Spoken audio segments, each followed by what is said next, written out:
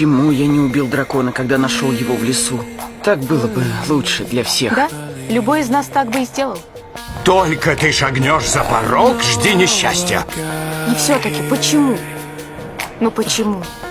Не знаю. Не смог. Это не ответ. Я не могу остановиться. Я вижу дракона, и я должен убить его. Такой уж я человек. Я струсил, дал слабину. Я не захотел убивать. Вот именно, не захотел.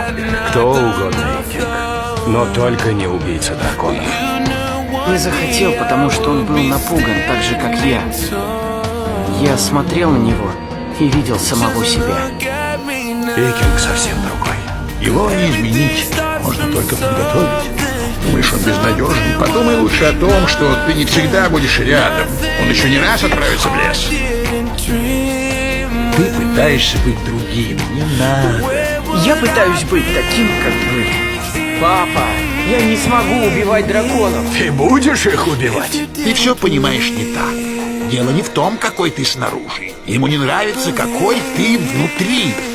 За 300 лет я первый викинг, не захотевший убить дракона. Но оседлавший его. Так ты беззубик. Приняв этот топор, ты принимаешь наш уклад. То есть ходишь, как мы, говоришь, как мы, думаешь, как мы. И чтобы без этого Ты указал на всего меня. ты связал свою судьбу с ними. Ты не викинг. Ты мне не сын.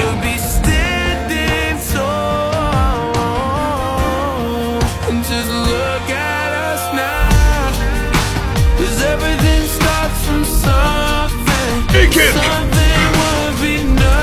Сынок! Викинг!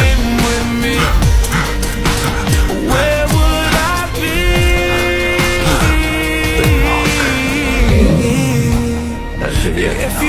Сынок, прости меня. Спасибо. Ты спас мне сына.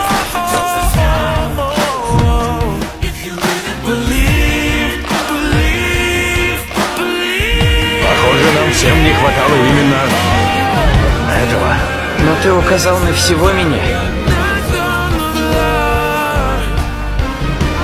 А то еще привыкну.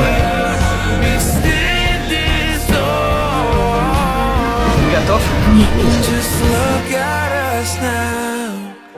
Cause everything starts from something, but something would be nothing, but nothing